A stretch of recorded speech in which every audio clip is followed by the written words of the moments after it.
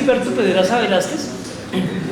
Como ustedes se imaginarán, soy abogado, tengo muchísima experiencia en los temas de contratación estatal, especialista en Derecho Administrativo de la Universidad Santo Tomás, especialista en Derecho Constitucional de la Universidad Javeriana.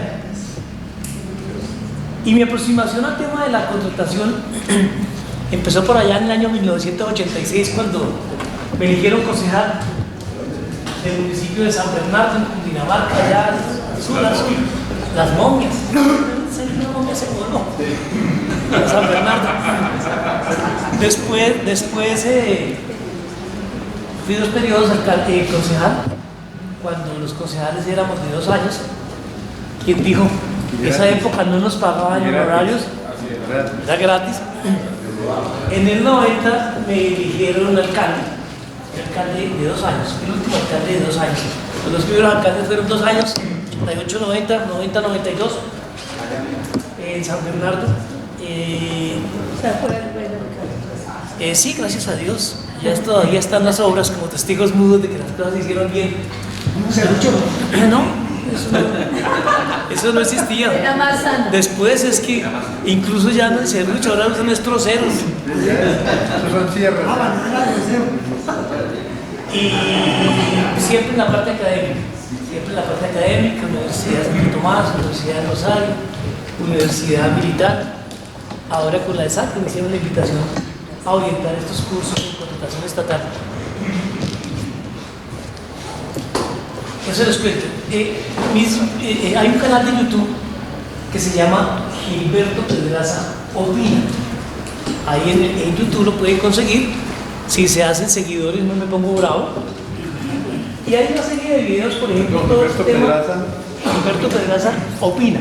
¿Opina? De opinar. Sí. Mi nombre es Gilberto Pedraza Velázquez, pero mi canal se llama Gilberto Pedraza Opina.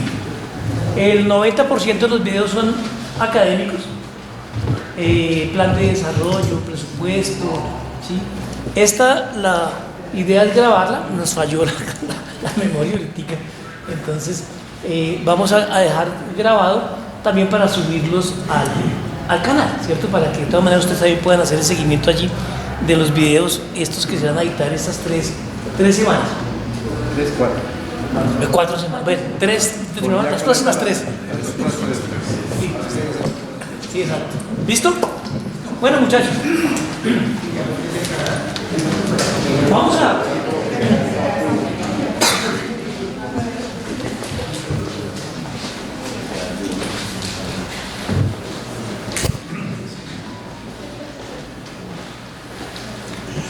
Ya que estamos en receso, les voy a presentarles el contenido de lo que vamos a mirar básicamente en las 4 semanas. La idea no es hacer un curso puntualito de contratación estatal, aunque en las próximas 2 sesiones van a apuntar más a la contratación estatal, ¿cierto? La idea es que nosotros tengamos todo un mapa, todo el conocimiento puntual de cómo es la contratación estatal, para que dentro de ese tema nosotros como comunales y como ciudadanos sepamos en qué momentos y bajo qué facetas podemos intervenir en todo el proceso, bien sea en las fases de planeación o de ejecución, principalmente, ¿no? Entonces, ¿qué vamos a hacer? Esta semana es como un módulo introductorio. Esta semana hablamos del modelo de gestión pública y su relación con la comunidad, digamos lo que estamos avanzando en la semana de hoy. La próxima semana vamos a empezar a analizar todo el proceso de gestión contractual, las diferentes modalidades, las etapas, empezando por el contrato mismo estatal. ¿Qué es el contrato? ¿Cómo lo caracterizamos? ¿Cómo lo diferenciamos del contrato civil, del contrato comercial?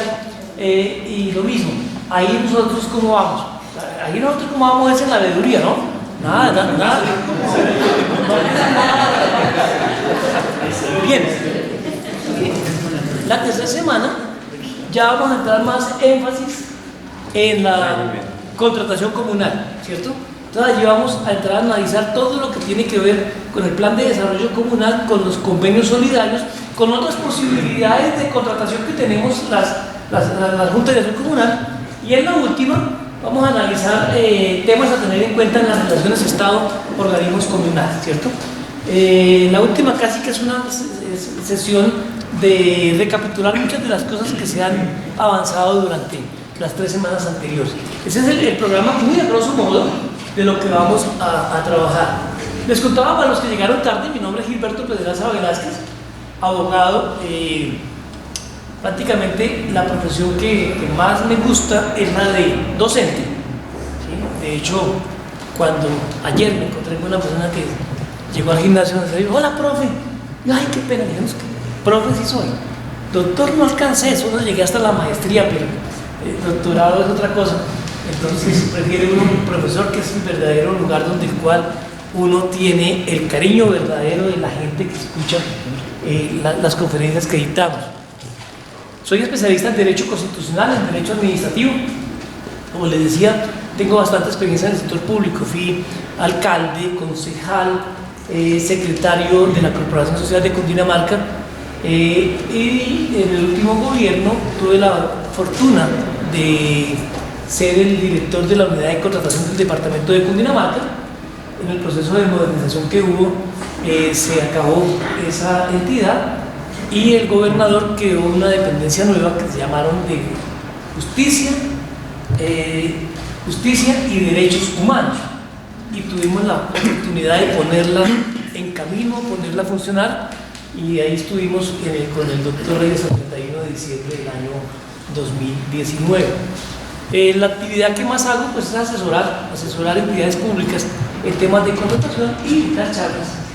Esto es un placer poder venir a compartir con ustedes estos espacios, y pues además le pagan a uno, qué bacano. ¿Qué mejor? Exactamente. En la actividad privada pues hago triatlón, compito en el Ironman, estuve en Cartagena el año pasado, y en Panamá ahora el 12 de marzo de este año estuvimos haciendo el triatlón, que es mostrarnos que todos tenemos la posibilidad de conquistar lo que nos proponemos, ¿cierto?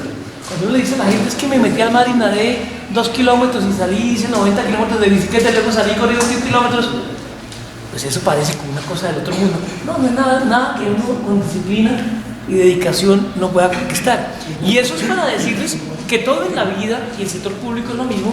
Hay que planearlo, soñarlo, pero hasta ahí no ha hecho nada. Soñar y planear pues es importante, porque si uno empieza a ejecutar como loco sin planear, pues eso, como dicen, cuando uno no sabe para dónde va, cualquier bus le sirve, ¿no? No, se planea, se sueña, se planea y se empieza a ejecutar con disciplina, y todo lo que soñemos se puede conquistar. Entonces, eso pues es la experiencia personal, pero que la aplico a lo público, ¿cierto? Y ahí entonces entramos a retomar nuestro tema. Entonces acá retomamos nuestro tema, el proceso de contratación, la contratación estatal comunal. Como les dije al comienzo cuando llegamos, pues si ustedes buscan contratación estatal comunal, esa vaina no existe, ¿cierto? Pero de alguna manera, si bien es cierto, ustedes no van a encontrar en ningún código, en ninguna norma, en ninguna ley, ni en la Constitución que diga contratación estatal comunal, pues la realidad es que con las juntas de acción comunal cumplimos ese propósito de enlazar lo que hablábamos del fin del Estado, el mejoramiento de la calidad de vida de las personas, ¿cierto? Desarrollo integral, garantía de derechos humanos, democracia participativa, y lo enlazamos precisamente con la función social, con la labor que cumplen ustedes, las juntas de acción comunal, en desarrollo de la ley 2166. Allí enlazamos perfectamente esos fines del Estado, consagrados en el artículo 2, 334 y 366, con el fin, como veremos en una sesión próxima, cuál es el objetivo de la acción comunal, y vamos a ver que es el mismo, ¿cierto? Propugnar por el mejoramiento de la calidad de vida de las personas. Entonces, eso nos permite hablar verdaderamente de una contratación estatal comunal, en la medida en que la contratación del Estado es para la comunidad, ¿cierto? Porque, como lo hemos dicho, el centro, el objeto de desarrollo no es nadie diferente al ser humano. Y todos los demás aspectos, ambientales, culturales, tienen sentido en la medida en que buscan desarrollar la garantía de que nosotros como personas logremos mejorar la calidad de vida de manera individual y en el contexto social. Eso no podemos perderlo de vista nunca dentro del concepto de definición del Estado. El Estado-Nación, los departamentos y los municipios, siempre cuando inician ese proceso de planeación, cuando se hacen las elecciones territoriales y cuando empiezan a gobernar, lo hacen en el sentido de propiciar y permitir que nosotros los seres humanos nos desarrollemos mejorando la calidad de vida, educación, salud, condiciones de infraestructura, todo lo que nos permite desarrollar la calidad de vida. Bien, entonces, bajo ese contexto, planteamos este modelo de gestión pública, que repito, lo desarrollamos a través de 4 instancias. La primera, como lo dijimos, planeación, ¿cierto? Y recapitulábamos que la planeación empieza desde el mismo momento en que el candidato empieza su proceso de campaña y elabora un programa de gobierno, lo cual nos lleva a entender que hoy, y esto es muy importante para continuar con el proceso de planeación y de control por parte de las comunidades, hoy nuestro voto se llama voto programático, porque realmente estamos refrendando con nuestro voto es un programa de gobierno, ¿cierto? Más allá de las condiciones particulares personales del candidato, lo que refrendamos es un programa de gobierno que al elegir nosotros a los candidatos a la gobernación o a la alcaldía. Eso significa que el programa de gobierno adquiere un carácter obligatorio y es el primer insumo que tomamos para elaborar el plan de desarrollo en esta fase, en esta etapa del modelo de gestión de la planeación. Empezamos con el plan de desarrollo y muchas veces los alcaldes, principalmente, creemos que cuando me posesiono, ese fue el día de la revelación, ese fue el día que el mundo empezó. Hacia atrás no hubo nada, todo de atrás no existe, la nebulosa. No, lo de atrás no puede desconocerse en el proceso de planeación. Por eso, el segundo insumo que se toma para elaborar los planes de desarrollo es el plan de desarrollo que se está terminando de ejecutar, es decir, el plan de desarrollo que se aprobó en la administración anterior y los planes anteriores y otros planes que pueden existir, por ejemplo, el plan de ordenamiento territorial. Bueno, los planes de acción los vamos a hacer con base en el plan de desarrollo. ¿Listo? Entonces, lo primero es planear. Allí elaboramos el plan de desarrollo, ya les contaba cómo es el proceso de el cronograma para la presentación, discusión y aprobación del plan de desarrollo ante la comunidad, ante el Consejo Territorial de Planeación y ante el Consejo Municipal. De todas maneras, si alguien desea ampliar el concepto sobre el plan de desarrollo, en el canal de YouTube hay un videito que se llama precisamente así, el plan de desarrollo, que es muy didáctico y lo pueden consultar. Bien, una vez que se ha aprobado el plan de desarrollo, allí empieza, digamos, la segunda fase, aun cuando, con fundamento en el plan de desarrollo, se elaboran otros documentos que nos van a permitir poner en ejecución el plan de desarrollo. Tenemos que hacer planes de acción, tenemos que entrar a revisar todo lo que se denomina los documentos o el sistema presupuestal, en virtud del cual no solamente debemos tener el insumo del plan de desarrollo, porque el plan de desarrollo, perdónenme, les explico un poquito de eso, no es solo un modelo teórico en el cual se plantean unos objetivos, unos sueños y unas metas, sino que el plan de desarrollo tiene un componente que es muy importante, que es el denominado presupuesto plurianual de inversiones.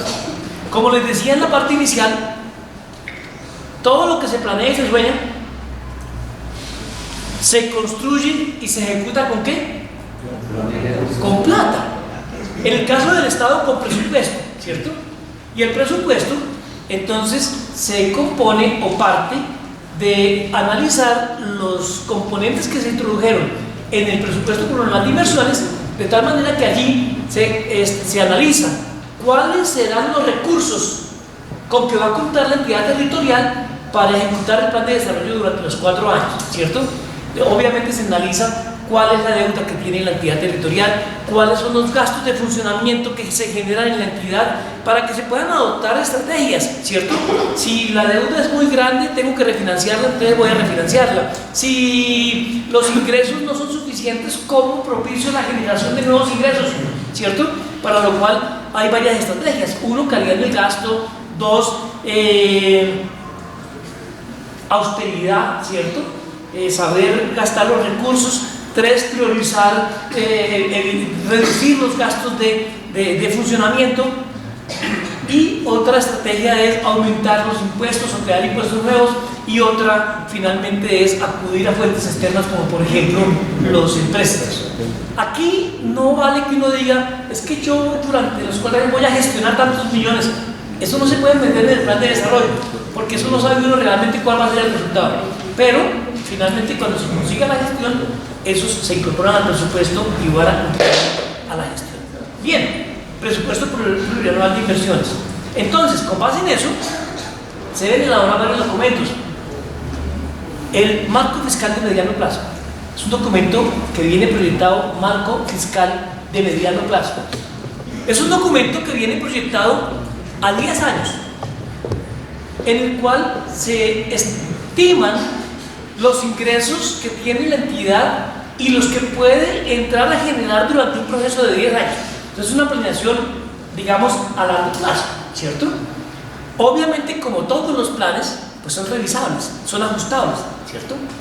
Otro documento se llama el denominado plan estratégico, que ya hace una planeación a más corto tiempo, a 2 años. Luego se denomina el denominado plan operativo anual de inversiones. Y finalmente, con base en esos documentos de planeación, no se estresen, simplemente aquí estoy haciendo un enlistado de eso. Ahí sí se elabora lo que se llama el presupuesto anual, que ese sí se lleva al Consejo Municipal cada año en las últimas sesiones. En Zipaquirá, que somos categoría segunda, en los meses de octubre y noviembre se lleva el proyecto para que se discuta. En los municipios de categoría 3, 4, 5 y 6 se lleva en las sesiones de noviembre para que se discuta y se apruebe el presupuesto. Y ese presupuesto es el que nos va a permitir empezar la ejecución propiamente dicha de las actividades que realicen la administración pública. El presupuesto, entonces, una rápida definición. Repito, todos esos temas los pueden verificar y complementar en el canal de YouTube.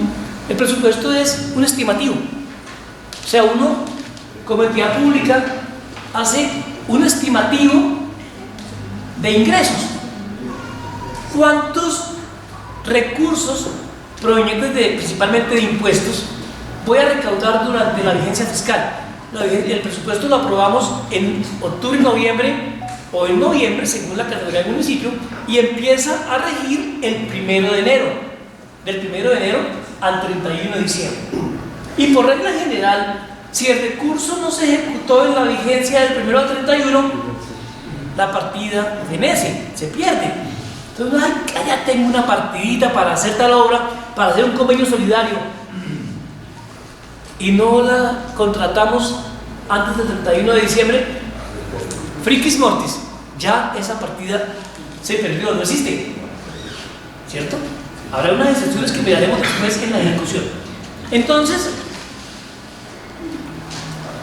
el presupuesto se discute en el Consejo es el que lo aprueba, o la Asamblea del Departamento, o el Congreso de la Nación. Una vez aprobado el acuerdo de presupuesto, pues el alcalde lo sanciona, hace algo que se llama la liquidación, que es como pasarlo en limpio, verificar que no haya inconsistencias en las sumas aritméticas, hacer pequeñas correcciones, y con base en eso empieza la ejecución el 1 de enero. ¿Cuándo se ejecuta el presupuesto? Entre el 1 de enero y el 31 de diciembre, regla general.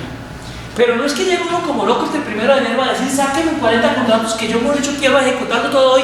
No. Principio, planeación.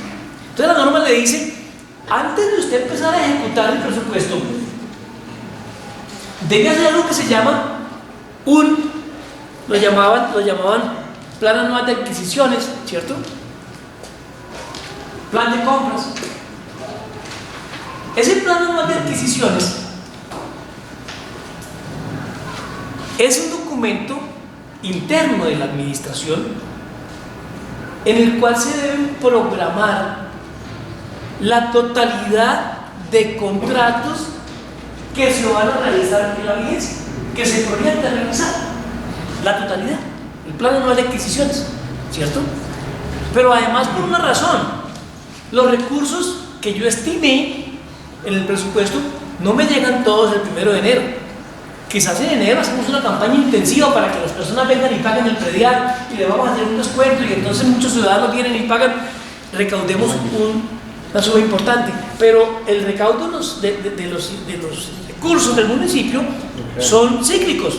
Un momento que sube en enero, febrero, marzo y de pronto empiezan a descender según el comportamiento de los mismos tributos, y así mismo tienen que programar los gastos.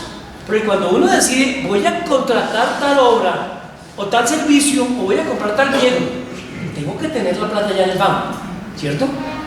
Y para ello se expide algo que se llama también el CDP, Certificado de Disponibilidad Presupuestal, que garantiza que tengo la plata, ¿cierto? Que existe la apropiación y que está disponible para poder realizar la contratación.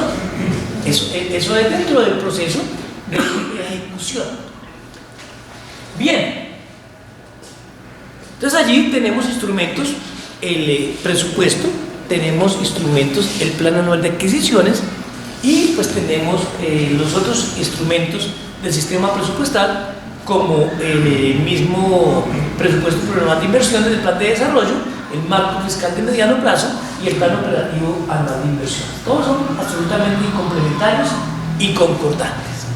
Bien, entonces allí con base en eso hacemos todos los contratos que la administración requiere. Pero una cosa que es fundamental que la tengamos en cuenta todos, porque esto nos va a servir cuando hablemos de la parte de la contratación comunal y específicamente de los convenios solidarios, y es que el presupuesto de las entidades territoriales se ejecuta por regla general en la vigencia fiscal. ¿Cuándo? Del 1 de enero al 31 de diciembre. Es decir, que la administración pública debe programar, contratar y ejecutar el contrato antes del 31 de diciembre. Ese es el principio de anualidad. Obviamente habrá excepciones, ¿sí?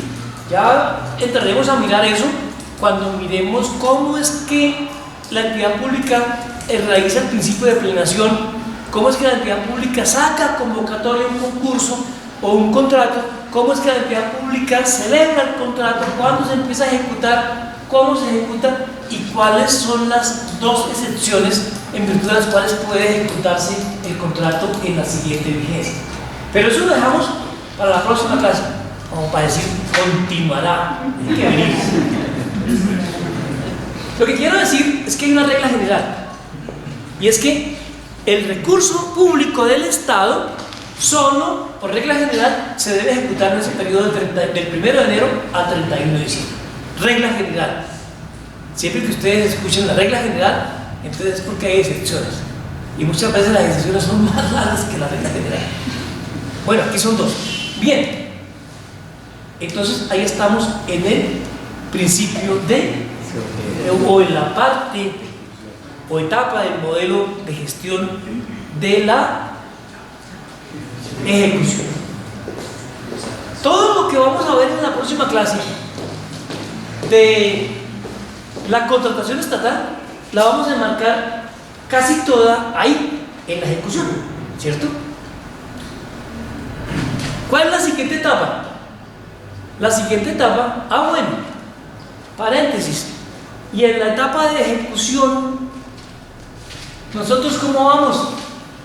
¿Qué hacemos nosotros como comunidad, como Junta de Acción Comunal en la etapa de ejecución? Que la hace, la programa y la ejecuta la administración, salvo que sea un contrato que nos celebre con nosotros por convenio solidario, pero ya es diferente. Pero en lo demás, el contrato del hospital, el contrato de la calle Tercera, el contrato del PAE, el contrato del alcantarillado, y en eso nosotros como comunidad, como ciudadanos, como comunales, entonces allí tenemos una fase fundamental, y es que nosotros podemos convertirnos en veedores. Veedores, no bebedores. O sea, la capacidad que nos da la ley para nosotros constituirnos en vigilantes de lo que ha sido contratado por la entidad pública. Porque es que en la ejecución muchas veces la cantidad de obra que se ejecuta no corresponde con la que se contrató. Los materiales que se emplean en la obra no son los materiales de la calidad que se estableció.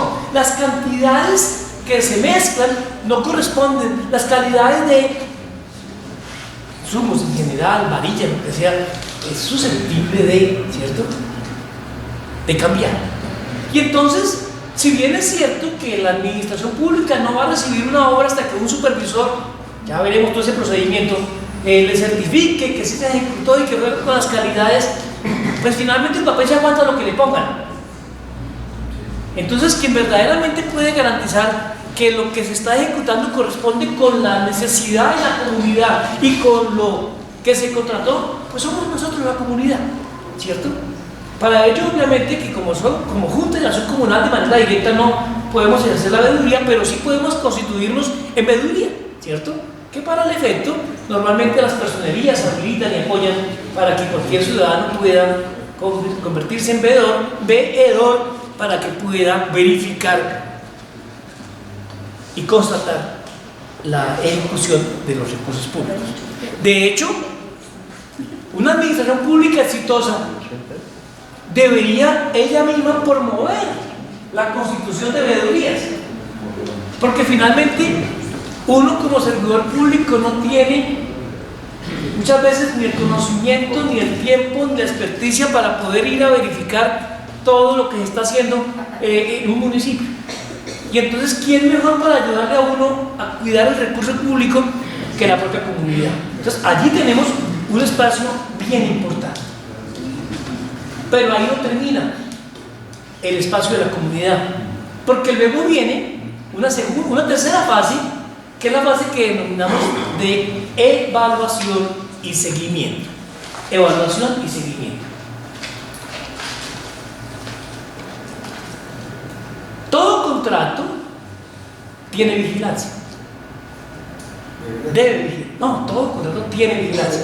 Lo que pasa es que algunos vigilantes que se llaman supervisores o interventores parecen seguidores de Shakira, son ciegos o sordomudos, ¿cierto? Y entonces miran para cualquier otro lado menos para donde hay que mirar, pero realmente desde el punto de vista legal, todo contrato tiene vigilancia. Todo lo vamos a desarrollar de manera debida, ¿cierto? Y todo contrato, si la vigilancia no requiere conocimientos especializados, pues debe tener un supervisor. Por ejemplo, mi supervisor lo que tiene que ver es que yo venga aquí a pararme y a echarles un cuento a ustedes, ¿cierto?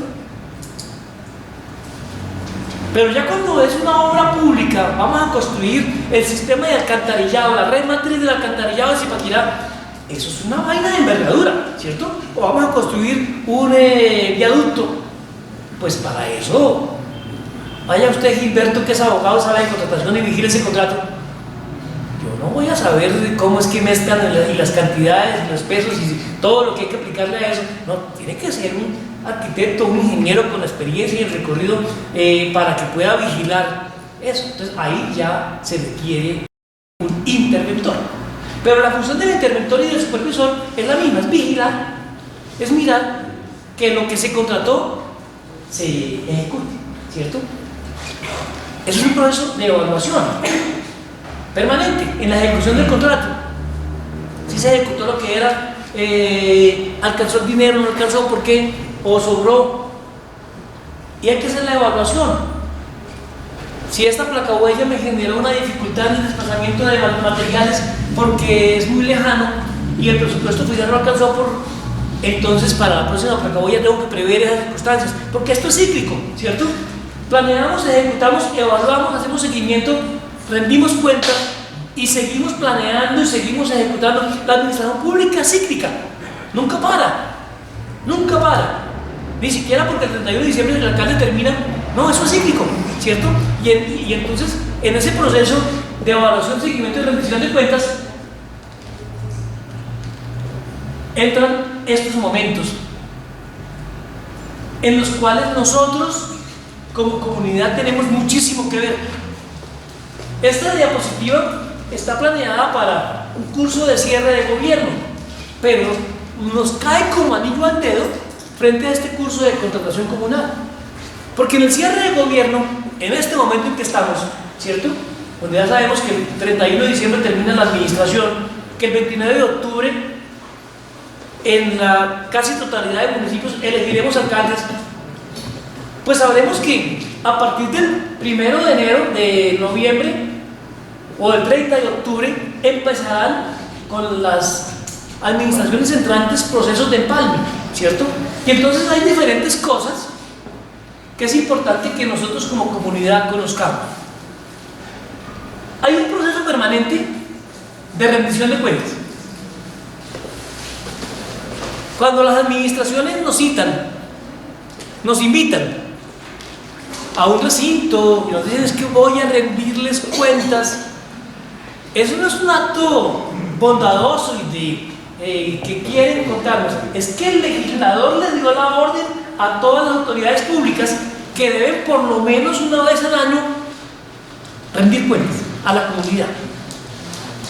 Y si existen juntas administradoras locales, como existen en Zipaquirá, por ejemplo, deben rendirles cuentas a las juntas administradoras locales por lo menos 2 veces al año. Y si es un alcalde juicioso, serio, responsable, debo citar por lo menos una vez al año a todas las juntas de administración comunal a decirles, venga, ¿qué planeamos? ¿Qué hemos ejecutado? ¿Dónde vamos? Ese es un proceso permanente de rendición de cuentas. Y la rendición de cuentas, ¿a quién se le da por regla general? A la comunidad, a nosotros. Desafortunadamente, la gran mayoría de las veces, la comunidad a esos procesos o a esas audiencias de rendición de cuentas no asiste. Porque pues no, o no le creen o no les interesa, ¿cierto? Pero ese es el error. Porque las cuentas de hoy son los insumos para que el siguiente pueda empezar a elaborar bien la tarea. Otro proceso paralelo, la rendición de cuentas debe ser por lo menos una vez al año a la comunidad, ¿cierto? Y por lo menos no es uno debería por lo menos siquiera una vez por semestre citar a su comunidad, porque es que, repito, esos son procesos de retroalimentación. Dicen los estatutos. La comunidad empieza, pero bueno, eso es de la Junta de Acción Comunal. Aquí hablamos de la dependencia pública, el gobernador, del alcalde, las dependencias oficiales, el hospital, ¿sí? El empalme, una vez elegido, pues el gobierno entrante quiere y debe conocer cómo está la casa a su interior. Por eso el proceso de empalme debe empezar antes, para que el gobierno saliente nombre los comités que se encarguen de analizar, de estudiar la real situación de cada una de las dependencias, que empiecen a preparar los informes necesarios para cuando el 29 de octubre se elija el nuevo alcalde, pues ya uno puede decir, si quieren conocer, vengan, mira, ¿cierto? Y entonces el nuevo puede nombrar también su comité de empalme, establecer los cronogramas y entrar a conocer todo el proceso de lo que se hizo, de lo que está pendiente. Porque muchas veces, por ejemplo, un contrato pudo no haberse terminado por razones ajenas y tenga que quedar en reserva presupuestal. Eso tiene que conocer el alcalde entrante. O puede que haya, por ejemplo, un proceso ante la jurisdicción, ante un juez que tiene una audiencia el día que entran de vacaciones, el 12 de enero, y entonces no fue el abogado de la administración entrante. Es que yo no sabía cómo me acabé de posesionar, de malas. La administración continúa. Si usted no lo sabía, no sé por qué, porque en el empalme tuvieron que haberle ilustrado de todos los procesos, de todas las etapas, de todas las audiencias. Y así todos los temas. Nada puede quedar oculto. En la administración pública es como le dicen a uno en la casa: entre cielo y tierra no hay nada oculto. Todo se sabe, tarde o temprano. Entonces, en este proceso de empalme, pues se desarrolla antes de que termine el periodo de gobierno, liderado por la administración saliente y con la participación de la administración entrante, en la cual las partes se cuentan todo lo que está haciéndose, todo lo que está ejecutando, todo lo que está por ejecutar, y todo eso se documenta en un acta de empalme. Y hay finalmente un último documento que hace parte de ese proceso de rendición de cuentas, que es el informe de gestión, que lo rinde la administración saliente. Tiene 15 días hábiles después de que termina el periodo, 31 de diciembre, para hacer su acta de informe de gestión. Allí detalla todos sus logros, todo su informe de gestión, el tema financiero, el tema contractual, el tema presupuestal, el tema contable, bienes, procesos, todo eso se detalla de manera puntual a la administración entrante. 15 días para hacer el informe de gestión. Y la administración entrante, o sea que más o menos uno tiene 15 días hábiles después del 1 de enero, es hasta el 23 de enero. Y la entrante, esa acta de informe de gestión hay que entregársela al alcalde que llegó, ¿no? Y al consejo, y a la Contraloría. Y bueno, saque otra copia de ahí que se la personería. Y la administración entrante tiene 30 días, para revisar, pedir aclaraciones, explicaciones, todo lo que sea. Si no pido explicaciones, puede decir: es que esto que dice aquí no es falso, ese documento no está aquí. De más, 30 días. ¿Listo? Bien.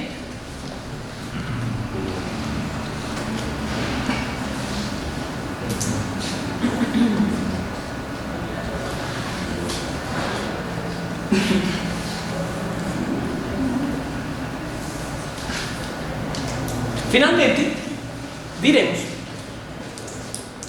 que en el proceso de rendición de cuentas, que es, digamos, el proceso en el cual más se vincula a la comunidad, que cumple un papel activo bien importante, pues la propia comunidad tiene la posibilidad de fundamentarse para conocer lo que se hizo, primero sobre el plan de desarrollo, como lo hemos detallado a través de toda la mañana. Pues es el documento fundamental de la ejecución del programa de gobierno durante los 4 años.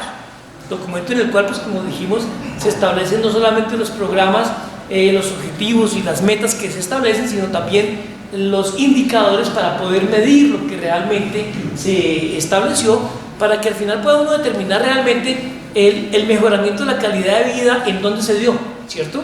Si el índice de pobreza del municipio estaba en el 7%, pues lo mínimo que uno puede aspirar es que al terminar la administración el índice de pobreza esté en el 6%. Es lo mínimo que uno puede aspirar. No que el índice de pobreza con el que empecé mi administración es el 6 o el 7 y termino con un índice de pobreza del 10%. Claro, puede haber fenómenos que lo lleven a una situación de esas, como procesos, por ejemplo, de desplazamiento forzado, ¿cierto? De alguna emergencia o desastre que propicie una circunstancia en la cual pues, por la naturaleza o por algún evento catastrófico, pues se afecte la comunidad. Pero eso tiene que ser algo que tenga una explicación lógica, no como un proceso simplemente de abandono o de descuido por parte de la administración. Lo que pasó a este periodo, la pandemia. Claro, entonces eso puede hacer que haya unas circunstancias especiales que si eso se da, usted pueda perfectamente mostrar qué fue lo que sucedió realmente en la administración. Finalmente, entonces nosotros decimos que hay un escenario, me salí, voy a entrar, porque venía para esta diapositiva, en el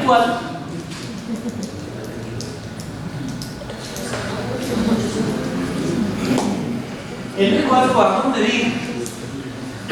Y estos son unos elementos que nos sirven para planificar la situación del municipio. Uno, las funciones del municipio. ¿Qué es lo que el municipio hace? Pues para saber hasta dónde va la competencia de la administración, ¿cierto? Porque hay competencias del departamento y de la nación. Y entonces uno no puede tampoco reclamarle al alcalde por algo que no le corresponde a él, sino que le corresponde al gobernador o al presidente, ¿cierto? Y otro elemento que es bien importante es lo que tiene que ver con los objetivos de desarrollo sostenible. Esto viene planteado desde la ONU a través de la UNESCO. Y salvo el objetivo de desarrollo 14, que pues creo que no aplica tanto para nosotros, vida submarina, aunque tenemos que ver con nuestros mares también. Aunque hay que ver, ¿cierto? Porque pronto submarina. Pero si partimos de la base de que es el mar, digamos que pues de alguna manera sí es un objetivo, pero que no tendría ninguna acción para actuar o intervenir en la autoridad local. Y por ejemplo nuestro gobernador no tendría ninguna posibilidad. Pero hay una serie de objetivos que son muy importantes, que uno tiene que contemplarlos en toda política de desarrollo y desde luego en toda política de evaluación y de rendición de cuentas hay que plantearlos. ¿Qué pasó con la pobreza? El objetivo de desarrollo es el fin. ¿Cuál es el objetivo el propósito de los objetivos de desarrollo sostenible? Esos objetivos de desarrollo sostenible empezaron en el año 2000 y allí se denominaron objetivos, los propósitos del milenio, ¿sí? Y fueron hasta el 2015. En el 2015 los reevaluaron y los ampliaron y se llamaron Objetivos de Desarrollo Sostenible.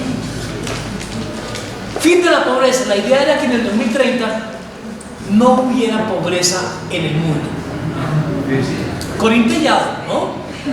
Pero no obstante, las administraciones tienen que trabajar en eso, ¿cierto? Hay que conocer la real situación de la población. ¿Cuántas personas en situación de pobreza tengo en mi municipio? Cuantificables y ubicables, ¿no? Tantas personas. Piensa en porcentaje. El 5% del total de la población de mi municipio, que equivale a tantas personas, están en situación de pobreza. ¿Qué vamos a hacer para qué? ¿Cierto? ¿Cómo generamos empleo? ¿Cómo garantizamos que va de la mano del segundo objetivo de desarrollo sostenible, hambre cero? Y ese es un propósito igual de loable, y es que se acueste una persona en mi municipio con hambre porque no tiene ninguna posibilidad. Eso debe ser frustrante, ¿cierto? Entonces lo mínimo que yo debo saber cuando planifico y desde luego cuando entrego mi gestión es cuántas personas ubicando, ¿cierto?, en situación de hambre tengo y cómo trabajé y cuáles indicadores obtengo para garantizar que me acerco cada día más a reducir ese indicador a cero. Salud y bienestar. El tema de la salud y el bienestar bien complejo con nuestro sistema de EPS, ¿cierto? Ellos parecen, las EPS parecen los satánicos doctores, no. Todo, no. Ningún procedimiento se hace si no es con tutela. Bueno, en mi administración, ¿qué políticas establecí públicas para garantizar que la atención prestacional médica pues sea de mejor calidad, más oportuna, más eficiente, ¿cierto? Y eso, si bien es cierto, uno no administra las EPS, uno sí puede establecer programas de manera directa, porque además hay recursos para ello, para apuntar a dicho indicador. Educación de calidad.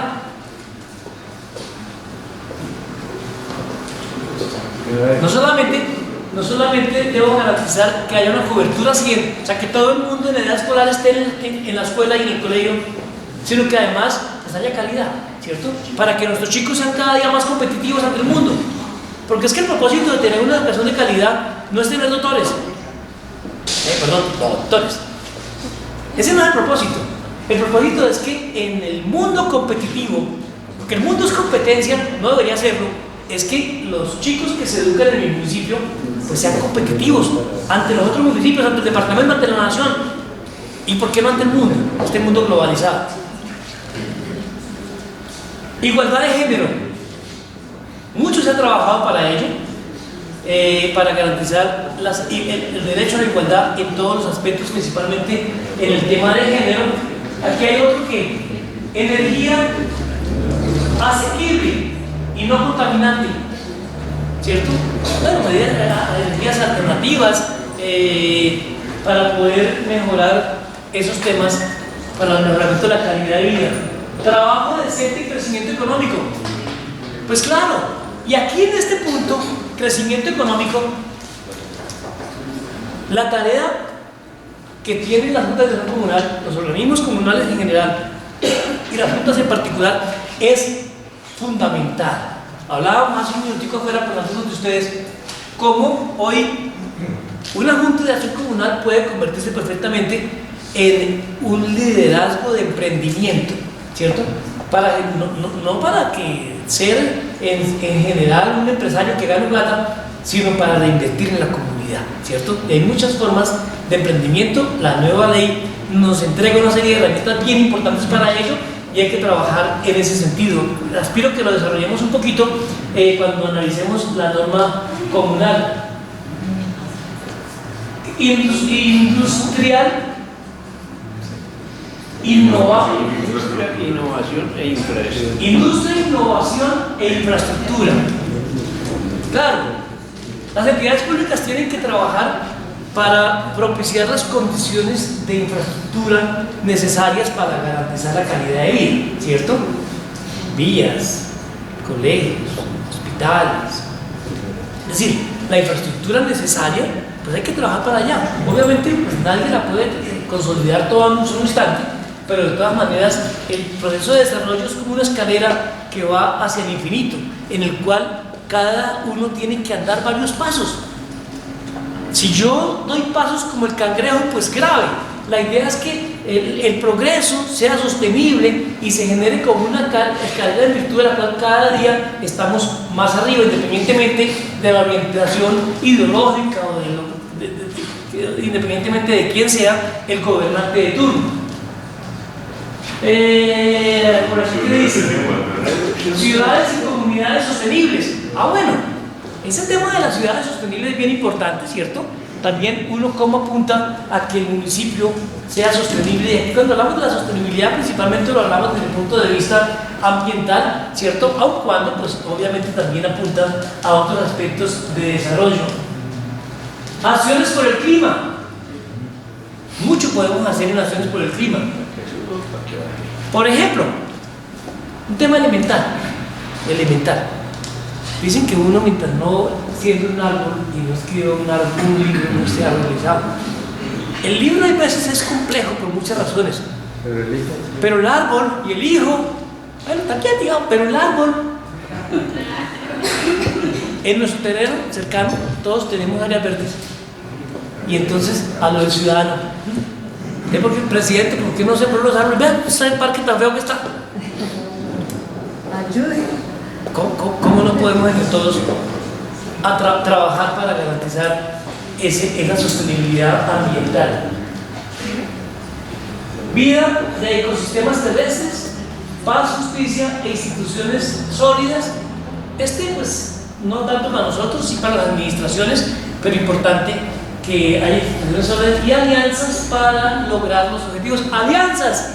Ese objetivo de desarrollo sostenible número 17 es el que más me gusta frente a las juntas de acción comunal. Porque es que uno con quién tiene que hacer la alianza cuando se sueña una ciudad mejor.